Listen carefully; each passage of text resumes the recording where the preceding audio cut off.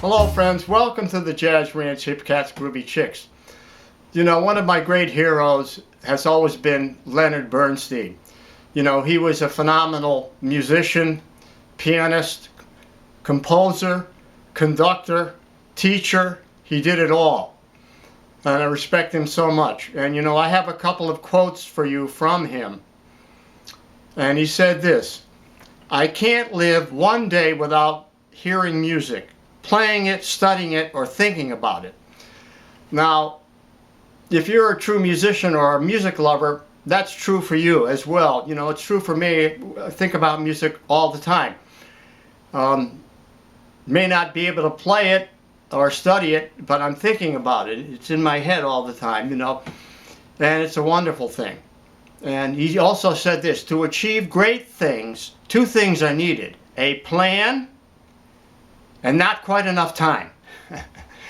There's a little humor in that because, you know, it's true. We don't have enough time to do everything we want to do. You know, I want to go out, I want to ride in my car around in you know, the countryside. I want to go to the beach. I want to take walks. I want to see my friends. I want to go to, you know, sit outside at a restaurant. You know, I want to do activities that are diverse. You know, I don't want to just sit in the house all the time, you know, playing piano. So we don't have enough time to achieve the things we want to. And I haven't been able to put out a video for a couple of weeks, and I'm not happy about that. But I'm glad I'm doing it now. You know, you need motivation to do these things. So you need to have a plan. So, you know, that's important. And you need to have enough time. And the third thing that he said, and this is the most important for me, he said, "I believe that man's noblest endowment is his capacity to change." Now, I love that. It's very personal to me because I was a businessman, I was a banker, and I decided that was not for me. I decided I was not happy, and I switched. I became a musician, or a jazz musician in particular, which was not lucrative. You know, I had to deal with that and so on, but I made the right choice. You know, I became happier. My life was more fulfilling, and that's why I'm here today. And the same goes, you know, it's the same goes for women, men, whatever. You know, it's very noble to change. It's very difficult to change, and when you change for the better, then, as Bernstein said, it is a noble thing that you've done with your life. So I credit him for saying that. So now I have something that I hope will change you and make you a better musician. I have a great exercise that I'm very excited about. So here we go with a great exercise. Here we go.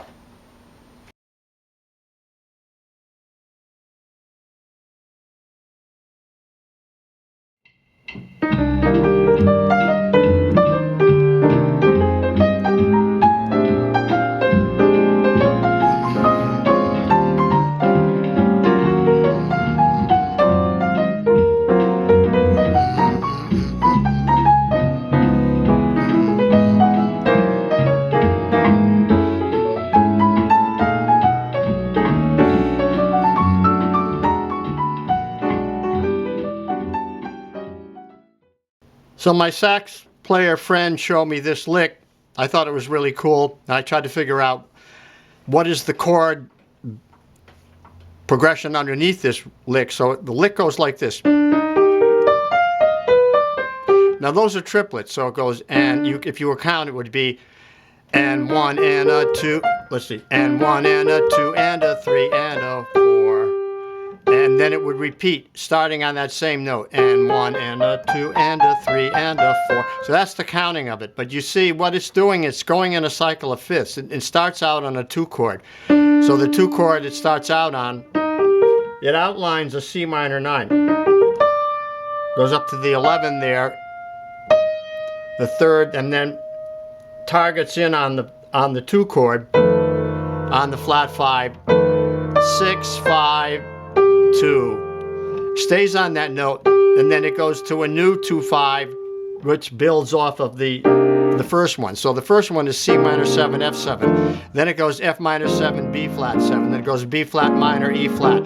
So it's going through a cycle of fifths like this: 2, 5, Now this 5 becomes a new 2, goes to its related 5, and then this 5 becomes a new 2. Now, you want to start out by just doing it with shells in the left hand. That's the easiest way to do this. So it would sound like this.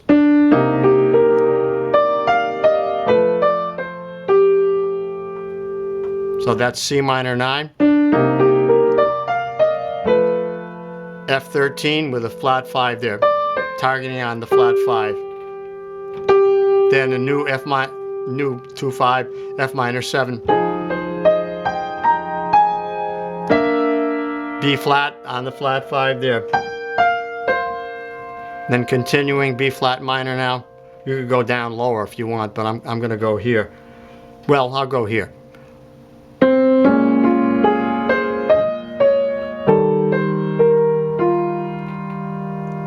And then here, E flat minor. So it's pretty cool. You see, now when you get into the more difficult keys now here in A flat minor,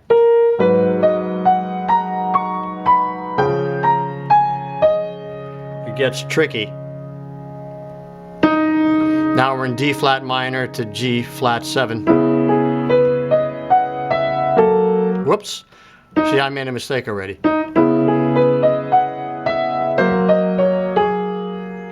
Continuing. Now you want to do this by ear.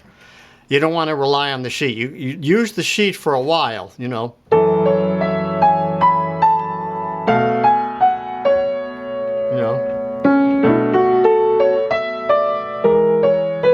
But you want to eventually begin to hear this and understand how it's working. Now, what is this doing? It's training your ear to play a lick in every key, but through a cycle of fifths, which is rather unusual because it goes 2/5 and then it becomes a new 2/5, then it becomes a new 2/5. In other words, the 5 becomes a new 2, and then a 5, and then that 5 becomes a new 2. So it's different from just going like that. You know, C minor, F7, B flat minor, E flat. It's a different kind of cycle. It's C minor, F7, F minor, B flat 7. And the reason is because of the way the lick is laid out. It starts and stays on the same note, then so it goes. You see, so that's the essence of it. Now let's look into it a little deeper.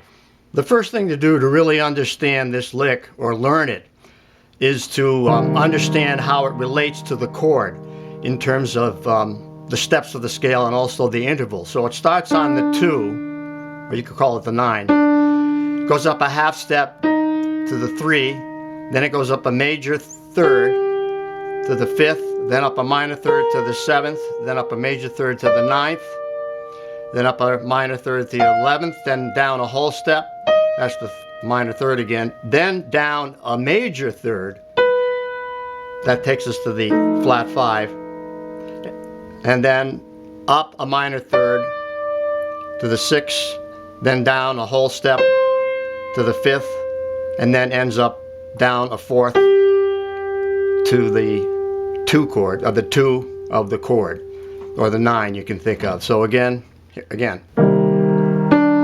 up a half step, up a major 3rd, up a minor 3rd, up a major 3rd, up a minor 3rd, down a whole step, down a major 3rd, up a minor 3rd, down a whole step, down a 4th.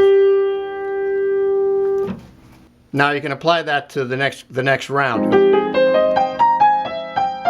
So same intervals, same parts of the chord, you know, the 2 flat 3, 5, 7, 9, 11, 3rd, then flat 5 of the 2 chord, I mean the 5 chord, 6, 5, 2, and down a 4th. Now that may seem daunting, but that really is one way to really understand this. And the other way is just to hear it, you know, just hear that.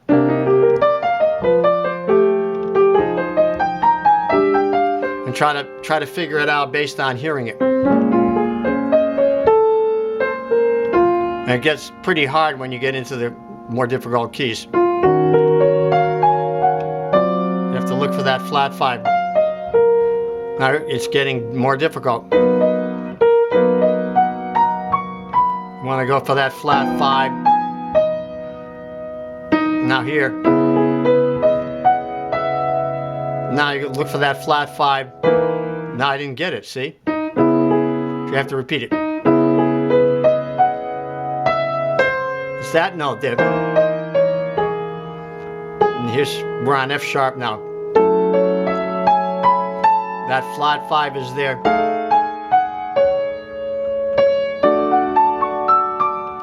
Where's that flat 5? There it is. Whoop.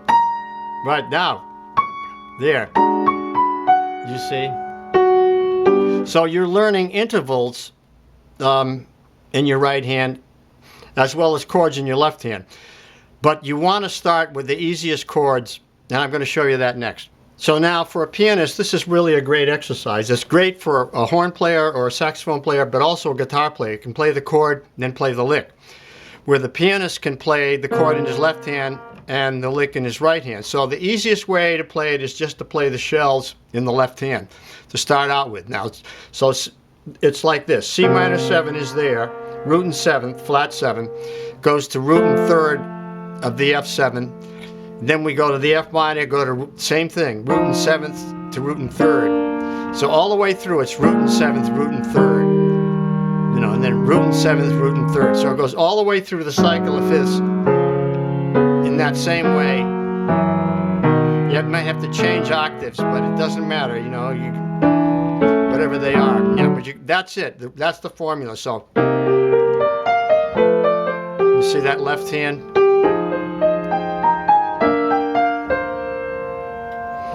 Now I'll go down here.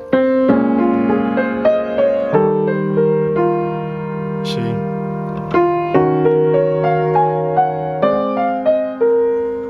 Down here.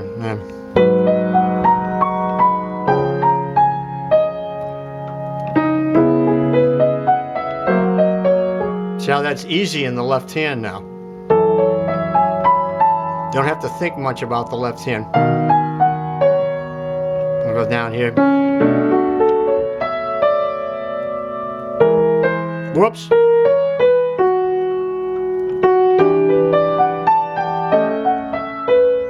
And so on.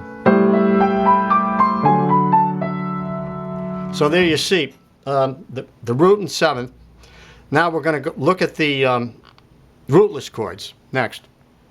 Now if you really want to get into this exercise deep, you want to learn the rootless voicings in the left hand. And these are more for intermediate or advanced people.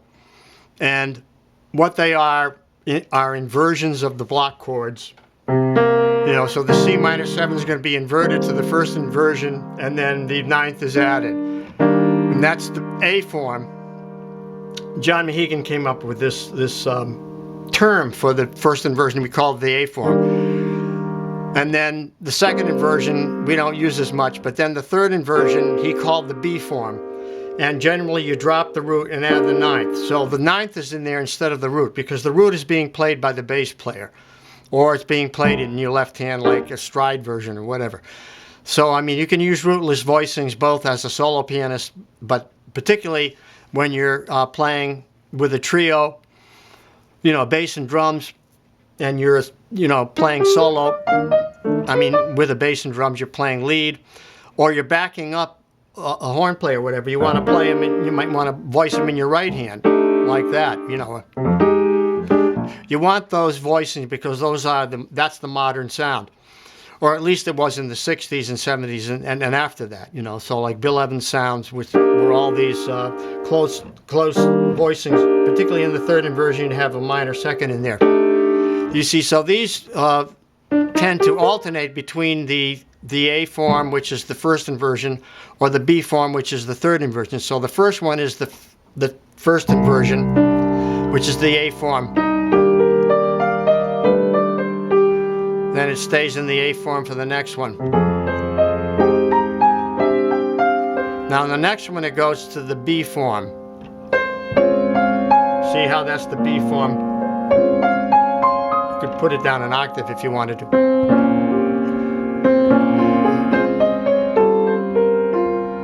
Now it goes to the A form. See, as it goes through the cycle, it tends to alternate between the A and the B form. Now it goes to the A form, the B form. And so on, you see. So it tends to alternate between the two forms, the A form and the B form. So I have videos on that, on the Rootless Voicings, many videos on that, as well as it's in my book. So you want to study those if you really want to play in a trio or back up other musicians. You want to learn those voicings. So now I thought, how can I make this lick really practical in terms of an exercise that would be useful for most improvisation? And that would be to put it into a swing feel over 2 measures, in which the 2 chord has 1 whole measure and the 5 chord has 1 whole measure. So instead of it being all in 1 measure like this, and 1 and a 2 and a 3 and a 4, which is sort of like a drill, a rudimentary drill. Let's make it swing. So we'd have something like this, and 1 and 2 and 3 and 4 and like, you know, like that, you see.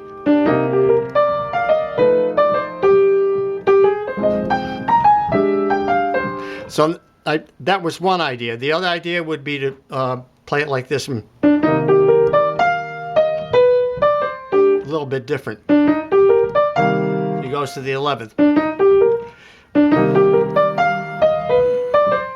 In other words, I'm syncopating it, but over 2 measures, and that way you can swing it, you know, like.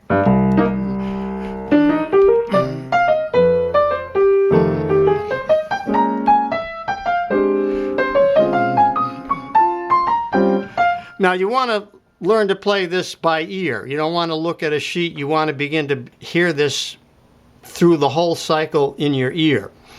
And that took work for me. I can't do it well enough to play it for you right off the cuff now, because it is pretty difficult. But if you learn this and you have good ears, you will get it. And if you understand intervals, you'll get it. And I'm going to show you how you can apply it now to playing it in rhythm.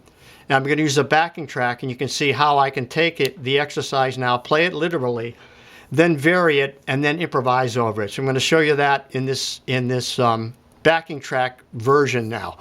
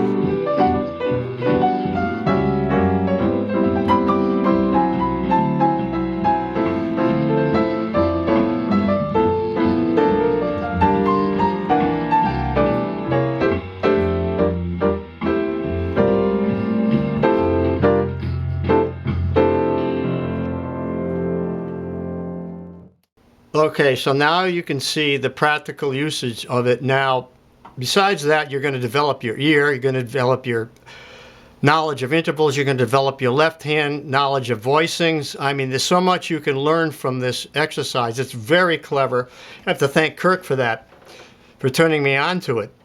And for me being able to project it to you in a way that it would be practical. Now, you know, it's just an exercise. You know, you have to be able to play tunes and use this, but this is a great way to develop your ear, your sense of intervals, and like I say, your left hand voicings and so on, and be able to improvise over a 2/5 progression in the cycle of fifths.